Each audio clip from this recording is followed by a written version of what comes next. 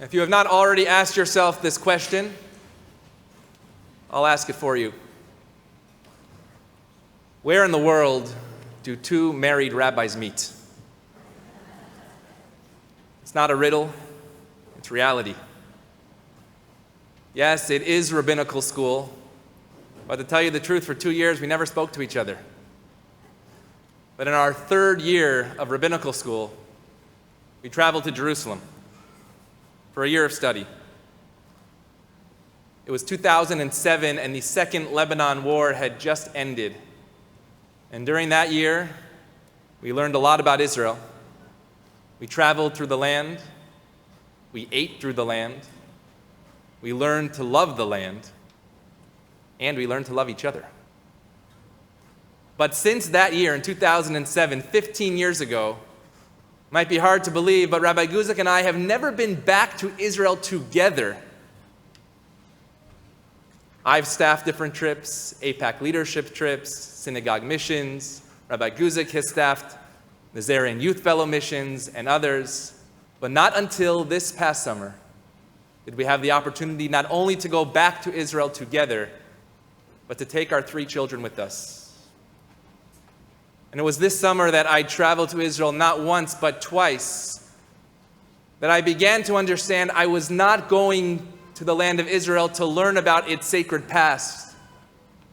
But through those 2 experiences, it was very clear to me that I was bringing back the lessons of the future. The first trip in June was the Sinai Temple Israel Center Rabbinical School Fellowship. Do not say that 5 times fast. You might not be aware, but in May of 2021, 100 rabbinical students from around North America signed a letter during the height of the Gaza conflict that was not only critical of the Israeli government, which is okay and permissible, but it left no room for Israel to defend itself. Children were in bomb shelters, rockets were flying, and future rabbis wrote that letter. A couple of months later, we received a phone call from a foundation saying, how will Sinai Temple help in that future? And so this past June, we started the fellowship, and 16 students from around North America with 9 partnering rabbinical seminaries took a trip to Israel. We dove deeply into controversial issues, all realms of politics, religion and pluralism and diversity, and yes, I may dare say, even a full day of both sides of judicial reform. These were rabbinical students, future rabbis that may stand on this bima one day in our schools. They were Orthodox and conservative and reform and non-denominational, and we were all on the bus together. We were learning. We were learning to listen, and we were learning what it meant to teach our future. And it was on the last day of this trip that we went to the Paris Center for Peace and Innovation.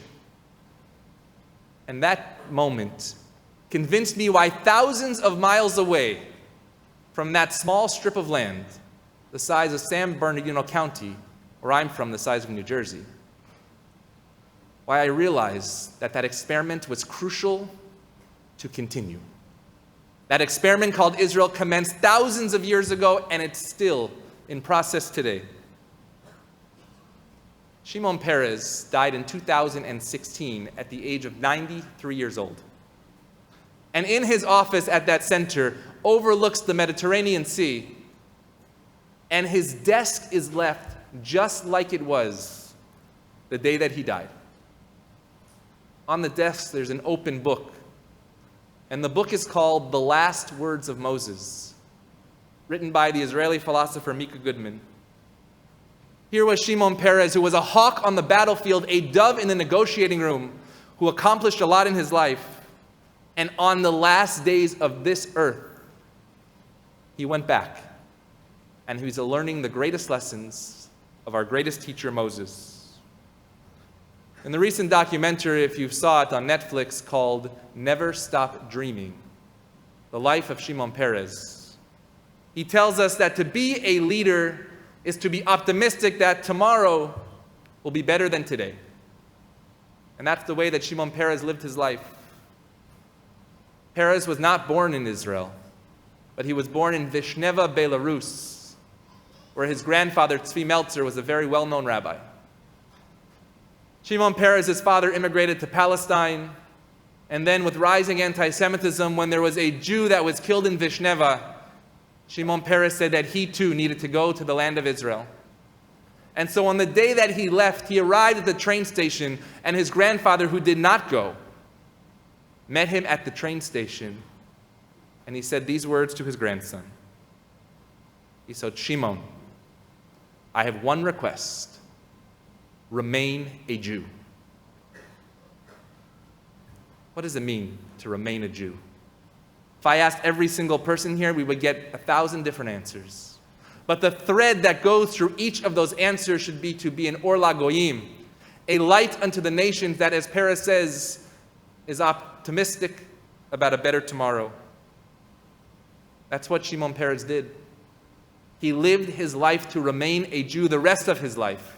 He didn't run away from arguments, but as a Jew, you run towards arguments. He accomplished much in his life. But at the end of the day, he was reading from the Torah, the last words of Moses, striving for what it meant to be a Jew, not at that moment, but a Jew tomorrow. This morning, there's a lot of new. There's a new year. If you didn't know, there's also 2 new senior rabbis. There's a lot of new for Sinai Temple. But new is also a wonderful time as we look at the future, not simply of the land of Israel, but we as Jews at Sinai Temple, as we answer Rabbi Tzvi Meltzer, Shimon Peres' grandfather's request of what it means to remain a Jew. And so 4 lessons that I'd like to share with you from the words of Moses, of what it will mean for all of us to remain a Jew at Sinai Temple. The first, we must admit that we have a future. When you admit that you have a future, you recognize that there is a possibility of renewal. This morning, Cantor Feldman will chant Hayom Harat Olam. It means today is pregnant with possibility. It's chanted 3 times, and the rabbis say that the 3 times represent the 3 different types of renewal within our history. The first, the creation of the world. The second, after Noah's Ark and the destruction of the world, God renews creation again. And the third, at Mount Sinai, with the giving of the Torah. The modern-day land of Israel is full of challenges. The challenge of what it will mean to define a Jewish and democratic state. The challenge of internal terrorism and the channel of external terrorism with such unfriendly neighbors. But our imagination for tomorrow is what has always defined our people.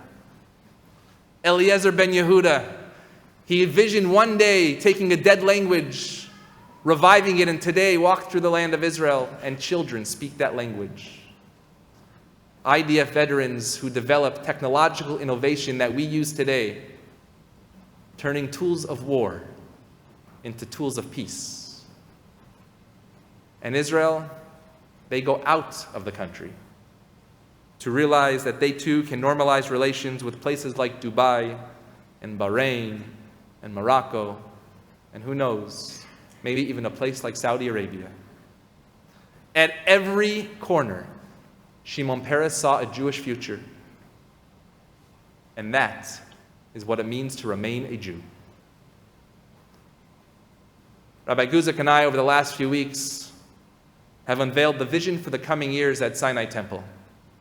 It was in your emails, and we see the click rate, and we realize that many of you might not have read it.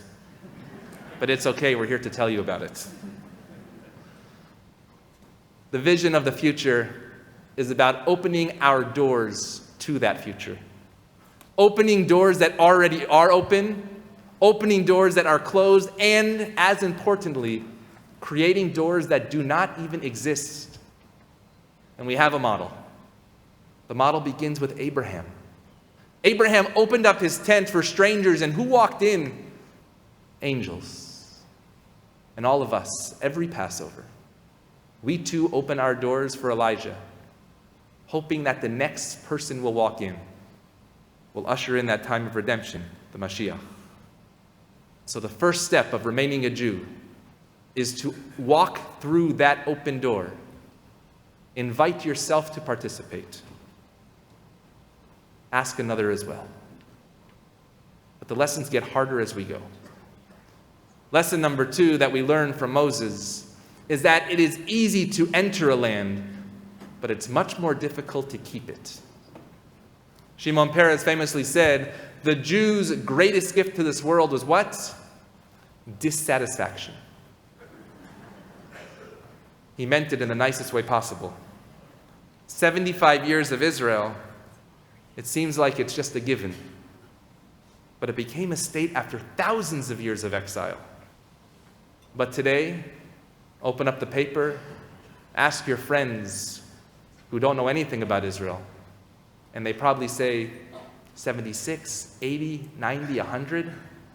Will it even make it until then? Political divisiveness between Israelis and Israelis, with hundreds of thousands of people on the streets. Division between Israeli Jews and American Jews. And a chasm between American Jews and American Jews. What used to be a gray area, the void has been filled with a black and a white. But we as Jews cannot give up, and we will not give in. This institution of Sinai Temple was founded in 1906. If you brought those founding members here today, they wouldn't recognize a thing. They wouldn't recognize this beautiful building, this beautiful sanctuary. They wouldn't recognize the 4 different services that are happening simultaneously right now. But they would recognize one thing. All throughout that history of over a century, they would recognize a commitment for what it meant at Sinai Temple to remain a Jew. They would recognize children from Sinai Akiba Academy and the Sinai Temple Religious School singing the same words that they did whatever location Sinai Temple was at. They would recognize a home to celebrate and a place to mourn for sorrow.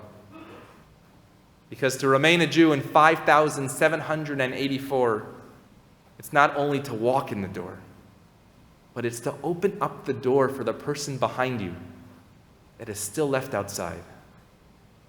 For when you do, we will learn our third lesson, and that's the power of memory. Moses explains a lot in the Torah that when you have a strong end, you must begin, or you must remember for the weak beginnings where you came from. Rabbi Jonathan Sacks taught the difference between history and memory. History, Rabbi Sacks says, is his story. It's something that happened to a person someplace else. But memory is something that happened to you and that you're part of the story. Each one of us, myself included, has a Sinai story. Some of you were born here that have never experienced High Holy Days in any other seat besides the one you're sitting in. Some of you married in. And others, you're here for the first time. Remind yourself the first time that you walked into these doors. Put that on the other side of your brain. Now ask yourself, why do you stay? What keeps you walking in those doors year after year, day after day? As a rabbi, I have the same memories that you have. I have the memories of our wedding right here under the chuppah on this bima, baby namings and brises of our children, the shiva of my brother. And I have hopes of creating more memories, which you all are invited to, of our children's B'nai Mitzvah in just a couple of years. The people of Israel saw themselves not only of their own story, but as part of a larger story. And we too must see the same. My friends, when we take those first 3 steps, admitting that there is a future, sustaining that future, and making that story our own, then the word community will simply happen and coalesce around all of us. And so a real story of the story of our Jewish future from the land of Israel. Just 4 weeks ago, the Sinai Temple Family Mission went to Israel, and we stood on the Golan Heights overlooking the Syrian city of Quneitra. The children at that time, there were 15 or so of them, were playing in what was once a Syrian bunker. And our tour guide explained the historical significance and the geopolitical significance of the Golan Heights at that time. And if you stand on Mount Pantal, you probably heard the story, but we began to once again hear the story of Eli Cohen, the Israeli spy who reached the top echelons of the Syrian army that not only saved Israel from destruction, but saved Israel in the Six-Day War. And in the middle of that tour, a young woman, Alexandra, a 4th grader at Sinai Akiba Academy, came running up to our tour guide and said, "I am Eli Cohen. I am Eli Cohen." We looked at her in disbelief, and she continued, and she said, "In 4th grade at Sinai Akiba Academy, in Ziegler Hall, I learned about Eli Cohen. I became him, and in the Jewish Wax Museum, I presented Eli Cohen to our teachers, to our families, to our friends." And the tour guide took her seat, and Alexandra continued the tour for us about what Eli Cohen meant to our story. Eli Cohen was not history at that moment. Eli Cohen was memory. It was a part of her, and we were part of that story too. At our closing circle a few days later, before we came back to Los Angeles, our tour guide asked us, "What are you going to bring back? Not just rugelach and kippot, but what are you going to bring back to your community?" And Alexandra's mother, with a tear in her eye, told our group, "I'm going to bring back my investment in the Jewish future." What she was telling us was what she taught her daughter was how to remain a Jew. For 2,000 years, we were in exile. And the rabbis would go back from Babylonia to Israel and back and forth, the El Al Express. And the rabbis in the Talmud are recorded in different ways of actions of what they would do when they got to Israel. It said Rabbi Abba would kiss the walls of Akko. Rabbi Chanina wanted the place to look beautiful. The Talmud says he would repair the potholes. But Rabbi Chia, he would roll in the mud. Rabbi Chia saw the muddiness, the reality of what was Israel at that time. And Rabbi Chia must have been a prophet because he saw our future Jewish lives.